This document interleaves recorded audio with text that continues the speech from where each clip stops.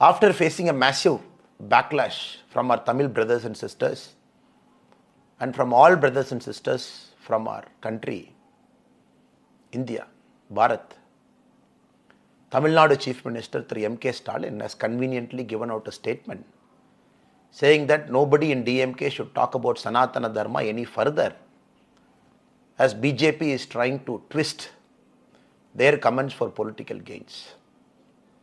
Now we all know the coordinated attack by the I.N.D.I.Alliance for the last 2 years is a part of a larger conspiracy to eliminate Sanatana Dharma, the great Dharma of Hinduism, from our holy land.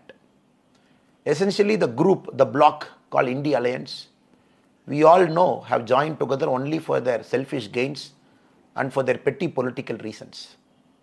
That is why today they were forced to cancel their joint rally in Madhya Pradesh because people of country had read through their design. And for some of our friends who are still wondering whether their attack on Sanatana Dharma is a part of a larger conspiracy and design, I would like to place certain things in front of you. In April 2021, senior Congress leader from Tamil Nadu, P. Chidambaram, called Sanatana Dharma toxic. Later in July 2022, the whole country went in outrage after the Trinamool Congress MP, Mahua Moitra, called Ma Kali as a meat-eating and alcohol-drinking goddess. Then later when Mr. Rahul Gandhi started his Bharat Jodo Yatra from Tamil Nadu, from Kanyakumari, he had a lot of people who gave him company, undesirable characters. One such character was Pastor George Ponnaya. In the video, it was seen him explaining to Mr. Rahul Gandhi that Jesus Christ is a true God, unlike the goddess Shakti. So all these things, they kept experimenting for some time because they're very clear with their political design that they're desperate to win elections 2024 because all of them were united on a single common thread, their hatred for our beloved Prime Minister, Honorable Narendra Modi ji. Later, when Mr. Rahul Gandhi ji ended his Bharat Jodo Yatra in Haryana in 2023, in his last speech he said, Pandavas had the support of all religions, as if there were many religions in India at that point of time and everybody supported Pandavas, just like their ill-informed political speech now. Then if you look at their alliance partners across our country, a senior Samajwadi Party leader, Swami Prasad Maurya, he called after the Sanatana Dharma controversy arose, he called Hinduism as a hoax. He said Hindu as a religion is founded only to trap our Dalit brothers and tribal brothers and sisters. Then they still did not stop. The Bihar Education Minister and a senior RJD leader, Chandrasekhar ji, went one step further by calling the Ramcharitra Manas in a very bad language and in a very distasteful comment. Continuously, each leader, starting from Karnataka, within Tamil Nadu, wherever the I.N.D.I.Alliance is there, either as a ruling party or as an opposition, they were competing among each other to insult the great Hindu religion, trying to see who can come number one. Now, all of us tend to believe, looking at what has happened, suddenly the DMK raking up abolition of Sanatana Dharma in Tamil Nadu, trying to experiment whether it will work. Within 6 days, the Chief Minister of Tamil Nadu trying to pull back by calling for a truce and asking the DMK cadres not to talk about Sanatana Dharma. All of us wonder whether the conspiracy was hatched in the last I.N.D.I.Alliance meeting in Mumbai, where all the leaders have taken a very coordinated stand. They felt this is the way forward to win elections. Now we all have to understand, our country, Bharat, is going through a greatest transition that we are seeing in the last many years. This transition is going to propel our country to great height, not only economically, not only spiritually, not only culturally, but reviving our great glory of Sanatana Dharma back. Sanatana Dharma, by its very nature, we all know, is all-encompassing. It takes everybody together. It doesn't discriminate between persons. But all the leaders from the I.N.D.I.Alliance are hell-bent on discrimination, hell-bent on sowing the seeds of hatred, hell-bent on making sure they can create enough fault lines in our country in which healing doesn't take place in the next many decades, in which all of these fault lines can be cultivated for political gains. It's time all of us see through their evil design and reject the I.N.D.I.Alliance as a bloc. And for many leaders in the I.N.D.I.Alliance, I don't know, they take inspiration from Tamil Nadu, the leaders from DMK and some other leaders within our state for attacking Sanatana Dharma. So the voice from Tamil Nadu is the loudest among all the leaders across India within the I.N.D.I.Alliance. Now we keep consistently talking about how the Dravidian model of governance and basically the DMK as a party has only portrayed caste division, has only sowed caste hatred in Tamil Nadu. Now in the last survey done by the Tamil Nadu Untouchability Eradication Forum, where they interviewed 386 panchayat leaders from the Dalit community, 22 leaders out of the sampled 386, they said that they are not allowed to host flag within their panchayat limit areas, be it an Independence Day or any other important function. And this is the state. And they have detailed 17 forms of discrimination where each of these panchayat leaders they face, right up to not allowing to have a name board there. When they conduct a Gram Sabha meeting, the non-Dalits not participating. So and so and so, 17 more reasons were listed. That is why this year the Tamil Nadu government was forced to send a chief secretary to a village to host a flag where a panchayat leader from the SC community wasn't allowed to host a flag. That is the sad state of affairs.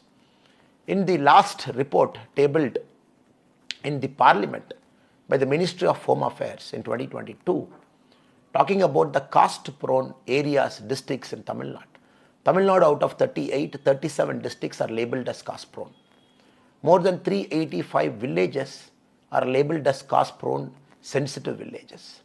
That is why we see every single day in Tamil Nadu, in one part or the other, we see a caste-based grueling murder.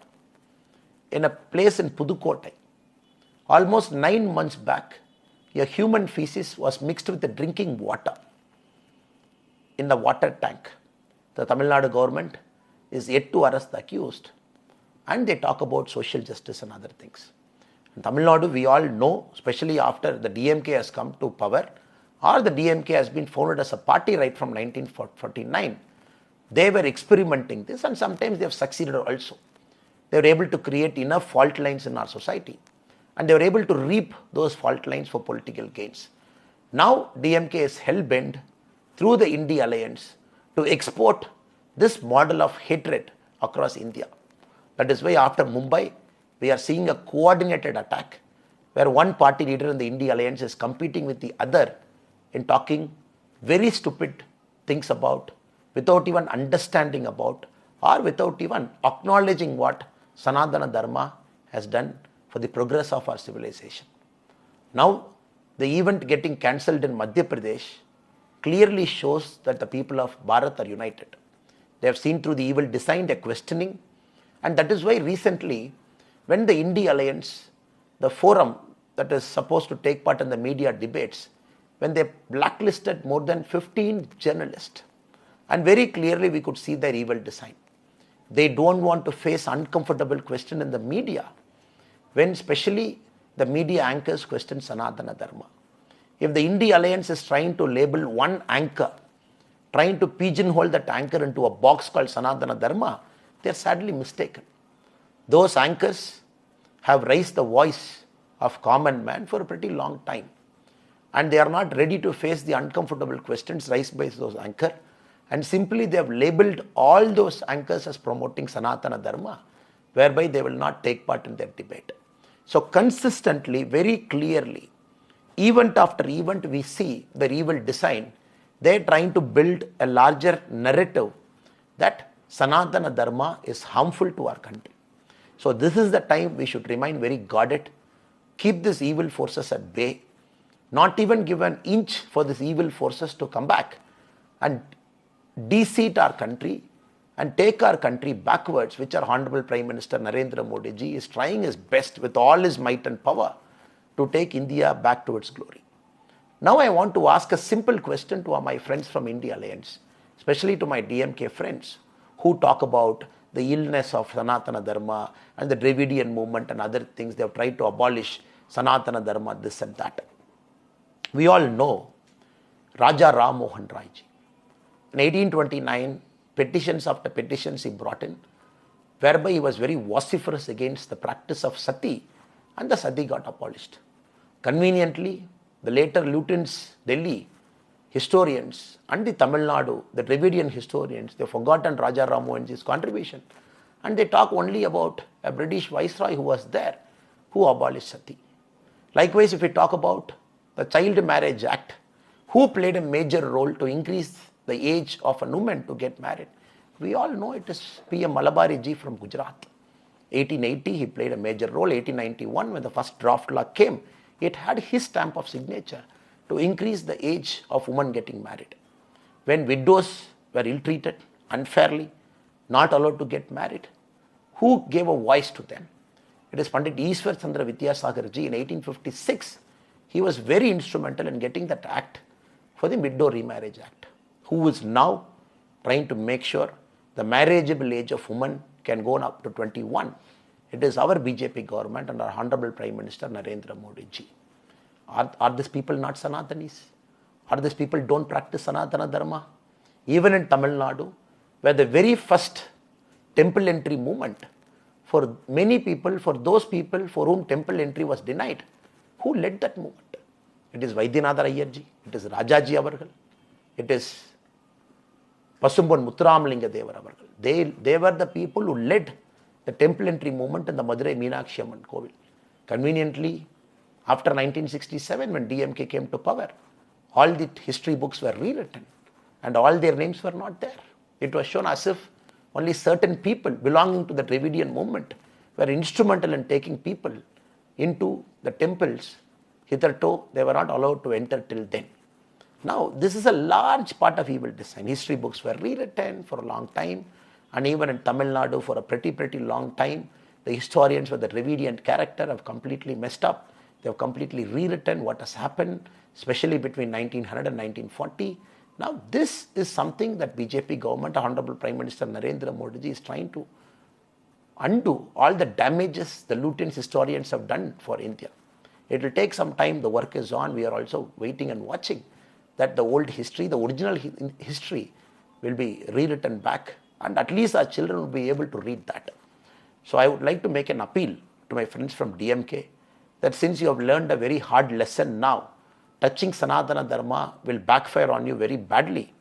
I request you, advise your I.N.D.I.Alliance partners also, that if you have this evil design to take Sanatana Dharma as a pole plank, you will see the greatest defeat that any alliance or any single party has faced in democracy, that your alliance, I.N.D.I.Alliance, will 100% face in 2024.